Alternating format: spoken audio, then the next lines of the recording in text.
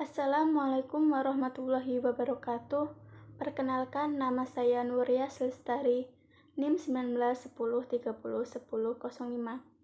Baiklah, saya di sini dalam rangka memenuhi tugas mata kuliah Hubungan Antar Agama dengan dosen pengampu Dr.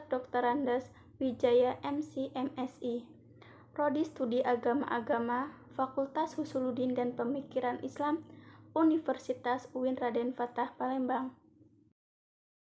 Baiklah, saya di sini akan menyampaikan materi tentang hubungan antar agama, analisis yuridis perkawinan beda agama di Indonesia. Yang pertama yaitu pengertian perkawinan beda agama, yang kedua peraturan hukum perkawinan beda agama, yang ketiga akibat peraturan dalam hukum perkawinan beda agama. Baik, saya di sini akan menjelaskan pengertian perkawinan beda agama.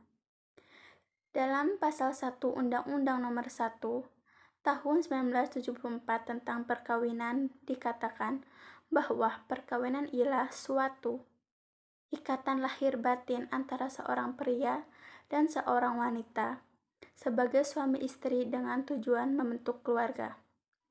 Dan dalam Nomor 1 Tahun 1974 tentang perkawinan bukanlah hanya sekedar sebagai suatu perbuatan hukum saja, akan tetapi juga merupakan suatu perbuatan keagamaan, sehingga oleh karenanya sah atau tidaknya suatu perkawinan digantungkan sepenuhnya pada hukum masing-masing, agama dan kepercayaan yang dianut oleh rakyat Indonesia itu sendiri.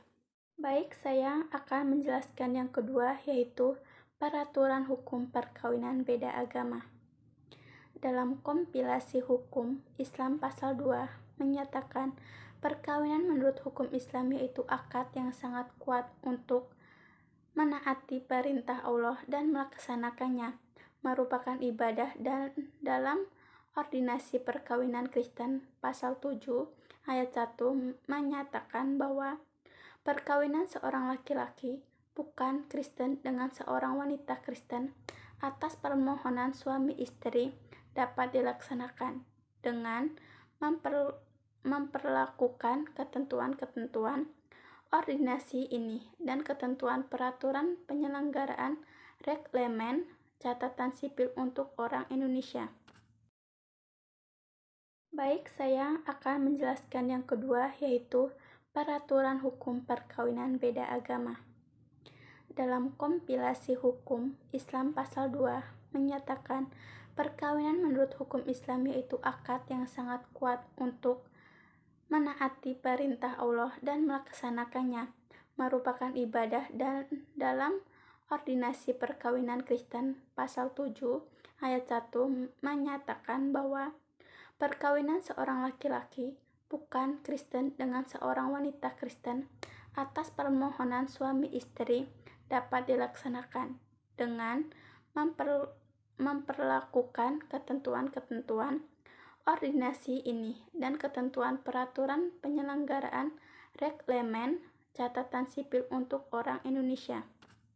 Undang-Undang Nomor 1 Tahun 1974 maka mengatur perkawinan beda agama menjadi cenderung terhalangi dengan alasan pertama, dengan mengingat kembali pada sejarah Undang-Undang Perkawinan 1973, terutama perdebatan yang berkaitan dengan pasal 11 ayat 2, bahwa perbedaan karena kebangsaan, suku bangsa, negara asal, tempat asal, agama, kepercayaan, dan ketentuan tidak merupakan penghalang perkawinan.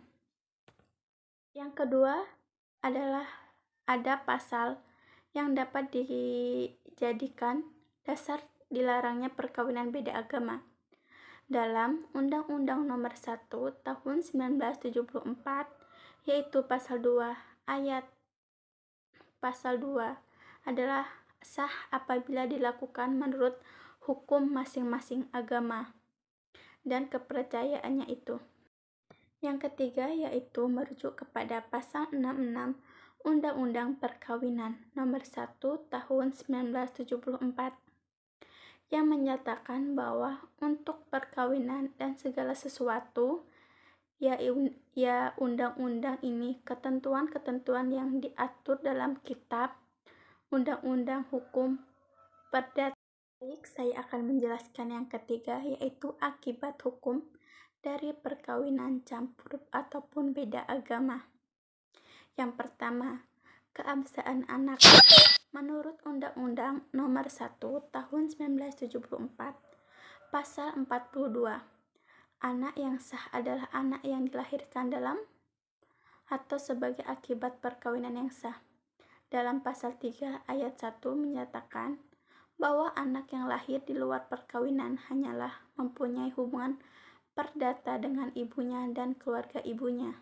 Kedua yaitu hak waris. Hukum waris diatur dalam Kitab Undang-Undang Hukum Perdata, Buku 2 tentang kebendaan. Menurut agama Islam, hukum waris sebagai suatu sistem perundang-undang diatur dalam wahyu ilahi yang terdapat dalam Al-Quran Surat An-Nisa ayat 7, 12, 13, dan 176. Dan Fatwa Majelis Ulama Indonesia ataupun MUI nomor 5 Munas tentang perkawinan beda agama yang menetapkan bahwa 1. Hukum waris Islam tidak memberikan hak waris antara orang yang beda agama. 2. Pemberian harta antara orang beda agama bahwa dapat dilakukan dalam bentuk hibah, wasiat, dan hadiah. Kiranya cukup sekian materi yang saya bisa sampaikan. Bila mana ada salah kata, saya mohon maaf. Kepada Allah saya mohon ampun. Saya akhiri. Wassalamualaikum warahmatullahi wabarakatuh.